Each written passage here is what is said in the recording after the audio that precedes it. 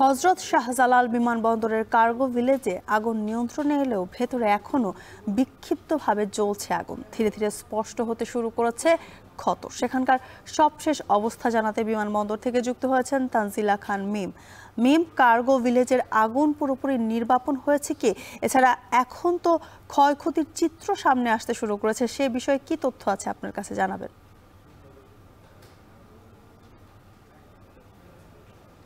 যুথিকা, আপনার মনে আছে নিশ্চয়ই মাত্র 7 দিন আগে, 6 থেকে 7 দিন আগে 12 নভেম্বর যুক্তরাজ্যের একটি প্রতিষ্ঠান ডিএফটি জানিয়েছে এই শাহজালাল আন্তর্জাতিক বন্দরের যে অতিরিক্ত নিরাপত্তা সেটি শতভাগ তারা মূল্যায়ন করেছে এবং সেই তথ্যটি কিন্তু বেবিচক আমাদেরকে জানিয়েছিল এবং সেটি এই বেবিচকের একটি সাফল্য হিসেবেই ধরা হয়েছিল।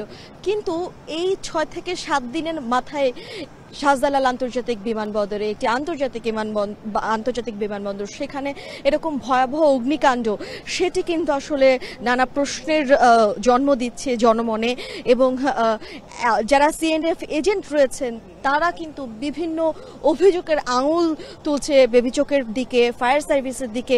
সেটি কিন্তু আমরা গতকাল থেকেই দেখেছি এবং আপনি জানতে চাচ্ছিলেন যে আসলে অগ্নি নির্বাপক যন্ত্র দিয়ে আগুন পুরোপুরিভাবে নেভানো সম্ভব হয়েছে কিনা।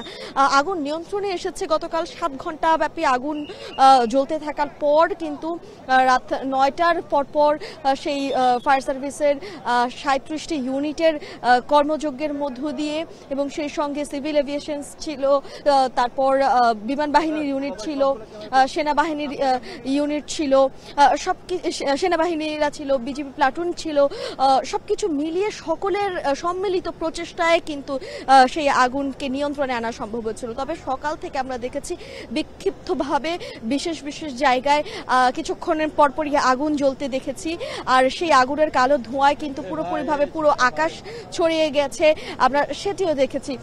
এবং বাতাসের গতিবেগ যখন বেড়ে যাচ্ছে সেই ধোঁয়া কিন্তু আরো বেড়ে যাচ্ছে। ফায়ার সার্ভিসের দিকে সাধারণ মানুষ কিংবা ব্যবসায়ীরা যেই অভিযোগটা করছিলেন যে তারা ঠিক মতো হয়তো সেই কাজ করেনি, কিন্তু ফায়ার সার্ভিস কিন্তু তাদের নিজেদের জায়গা থেকে তারা বলেছেন সাধারণ মানুষ হয়তো অনেক কিছু সাধারণ চোখে দেখে বলতেই পারেন, তাদের প্রতি বা অভিযোগ জানাতেই পারেন, কিন্তু তারা আসলে এসে পরিস্থিতি পর্যবেক্ষণ করার চেষ্টা করেছেন। তারা জেনেছিলেন এই কার্গো হাউসের ভেতরে বিভিন্ন রাসায়নিক দাহ্য পদার্থ ছিল যেগুলো হুট করে পানি দিয়ে নেভানো সম্ভব হচ্ছিল না। বাতাসের বেগের কারণে তাদের বেশ বেগ পেতে হয়েছিল, ফোম দিয়ে, পানি দিয়ে সবকিছু মিলিয়ে তাদের আসলে এই আগুন নিয়ন্ত্রণে আনতে বেশ অনেকটা সময় কিন্তু লেগে যায়। সকাল থেকেই যারা সিএনএফ এজেন্টরা রয়েছেন তারা এখানে এসেছেন এই বিমানবন্দর টার্মিনালে এবং একই সঙ্গে যারা উৎসুক জনতা রয়েছেন তারাই এসেছেন আজকের যে পরিস্থিতি সেটি দেখতে।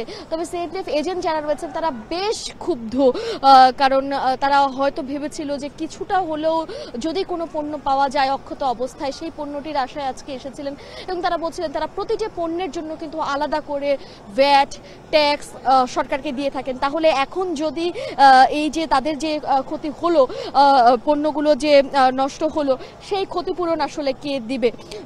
যদিও বেবিচকের পক্ষ থেকে বলা হয়েছে প্রতিটি পণ্যের বীমা করা রয়েছে, সেই বীমা অনুযায়ী তারা ক্ষতিপূরণ পাবে, সেখানেও কিন্তু সিএনএফ এজেন্ট যারা রয়েছে তাদের ভাষ্য রয়েছে যে সকল পণ্যের তো আসলে যেগুলো এলসি করা পণ্য ছিল সেগুলোর বীমা রয়েছে ঠিকই, কিন্তু যেই পণ্যগুলো তাদের ব্যক্তিগত ছিল, ব্যক্তিগতভাবে যেগুলো তারা আনা নেওয়া করে সেগুলোর কিন্তু বীমা করা ছিল না।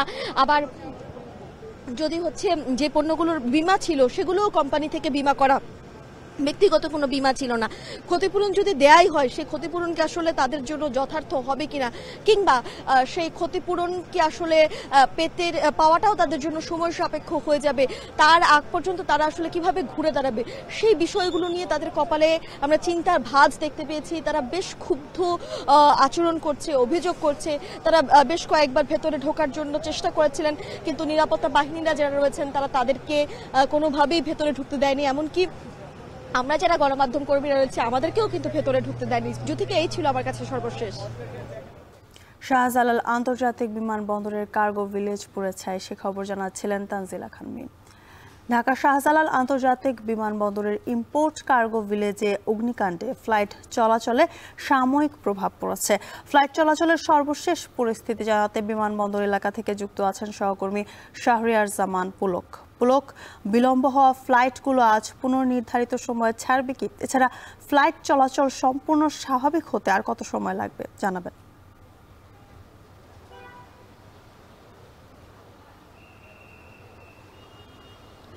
এর আগের আপডেটে আপনাদেরকে যেটা জানাচ্ছিলাম যে যেই ফ্লাইটগুলো বিলম্ব হচ্ছিল সেই ফ্লাইটগুলো কিন্তু বর্তমানে রিশিডিউল করা হচ্ছে এবং রিশিডিউলকৃত ফ্লাইটে যে যাত্রীরা রয়েছেন তারা কিন্তু টার্মিনাল যেই বা হযরত শাহজালাল আন্তর্জাতিক বিমানবন্দর টার্মিনাল সেই টার্মিনালগুলোতে কিন্তু আসতে শুরু করেছেন এবং প্রথম থেকে আমরা দেখেছি সকালবেলা এসে যে আজকে গতকাল রাতের যে ফ্লাই দুবাইয়ের যে ফ্লাইটটি বাতিল করা হয়েছিল সেই ফ্লাইট দুবাইয়ের যাত্রীরা কিন্তু এখানে এসেছিলেন এবং তাদেরকে কিন্তু গেট নাম্বার টার্মিনাল 2-এর গেট নাম্বার 6 দিয়ে তাদেরকে প্রবেশ করানো হয়েছিল এবং তাদের যতটুকু আমরা যাত্রীদের কাছে জানতে পেরেছি তাদের ফ্লাইটটি 12টার দিকে শিডিউল করা হয়েছে। একটু যদি জানিয়ে রাখতে চাই তাহলে গতকাল থেকে তো সর্বমোট 25টি ফ্লাইট বাতিল, 30টির অধিক ফ্লাইট বাতিল হয়েছিল। এর মধ্যে 25টি ফ্লাইট কিন্তু এখনও শিডিউলের অপেক্ষায় রয়েছে। এর মধ্যে 6টি ফ্লাইট কিন্তু ক্যান্সেল হয়েছিল এবং 6টি ফ্লাইটের ক্যান্সেলের মধ্যে 4টি ফ্লাইট, যে ফ্লাইটগুলো ক্যান্সেল হয়েছিল ওই 4টি ফ্লাইট কিন্তু আজকে পর্যায়ক্রমে শিডিউল করা হয়েছে এবং আরও 2টি ফ্লাইট শিডিউলের অপেক্ষায় রয়েছে। এই 2টি ফ্লাইট এখনও স্ট্যাটাস ক্যান্সেল হিসেবে দেখাচ্ছে। এই 2টি ফ্লাইট হচ্ছে দুবাইগামী এমিরেটসের ফ্লাইট, যেটি হচ্ছে আজ গতকাল রাতে ছেড়ে যাওয়ার কথা ছিল এবং আরেকটি ফ্লাইট হচ্ছে শারজাগামী এয়ার অ্যারেবিয়া। এবং আমরা এখানে যারা যাত্রীরা রয়েছেন বেশিরভাগই যাত্রীরা মধ্যপ্রাচ্যের যাত্রীরা, যারা তারা বলছেন যে এই যে তারা এই বিলম্বের শিকারটি হচ্ছেন, যে কোনো দুর্ঘটনার কারণেই হোক বা যে কারণে হোক, যে বিলম্বের শিকারটি হয়েছে সেটির জন্য কিন্তু তারা তাদের কর্মস্থলে তাদের প্রভাব পড়তে যাচ্ছে। কারণ আমাদের দেশের প্রবণতা আমরা দেখতে পারি যে যারা মধ্যপ্রাচ্যের বিশেষ করে যাত্রীরা রয়েছেন সেই যাত্রীরা কিন্তু বেশিরভাগ সময় শেষ মুহূর্তের জন্য অপেক্ষা করে থাকেন তাদের গন্তব্যস্থলে যাওয়ার জন্য। এবং আমি যদি এখন একটু বর্তমান পরিস্থিতি সম্পর্কে জানিয়ে রাখতে চাই তাহলে কালকে 9টা থেকে যে ফ্লাইটগুলো, অর্থাৎ কালকে গতকাল রাত থেকে যে স্বাভাবিক প্রক্রিয়ায় 9টা থেকে আবারও ফ্লাইট চলাচল স্বাভাবিক কথা বলা হচ্ছিল, সে তখন থেকে কিন্তু ফ্লাইট চলাচল শুরু করলেও তখন থেকে যে ফ্লাইটগুলো চলছিল সেগুলো 5 থেকে 10 ঘন্টা বিলম্বে আমরা উড্ডয়ন করতে দেখেছি এবং যেই কিছু কিছু ফ্লাইট যেগুলো অ্যারাইভালে আসার কথা অর্থাৎ অবতরণের জন্য, সেই অবতরণেও কিন্তু দেখা যাচ্ছিল যে বিলম্বের ঘটনা ঘটেছে। এবং যে ফ্লাইটগুলো এসেছে সেই ফ্লাইটগুলো কিন্তু 15টি ফ্লাইট টোটাল ঢাকার পথে আসার কথা ছিল, কিন্তু তারা সেই ফ্লাইটগুলো কিন্তু ডাইভার্ট করে চট্টগ্রাম এবং সিলেটের পথে নিয়ে যাওয়া হয়েছিল এবং সেই ফ্লাইটগুলো কিন্তু পর্যায়ক্রমে রাত থেকে সকালবেলার মধ্যে ঢাকায় অবতরণ করেছে। এবং যাত্রীরা যেটা বলছেন যে এই যে ফ্লাইটের যে তাদের বিলম্বের শিকার হচ্ছেন সেটি কিন্তু তাদের অসহনীয় ভোগান্তির মধ্যে পড়তে হচ্ছে। তবে উপদেষ্টার যে বার্তা দিয়েছিলেন, উপদেষ্টার অনুযায়ী তারা কিন্তু গতকাল রাতেই হোটেলে অবস্থান করেছিলেন এবং তারা স্বাচ্ছন্দ্যেই আজকে যাত্রা করছেন। তো এই ছিল আমার কাছে টার্মিনাল 2 থেকে সর্বশেষ। শাহজালাল আন্তর্জাতিক বিমানবন্দর থেকে যাত্রীদের দুর্ভোগের খবর জানাতে যুক্ত ছিলেন শাহরিয়ার জামান পুলক। এদিকে হযরত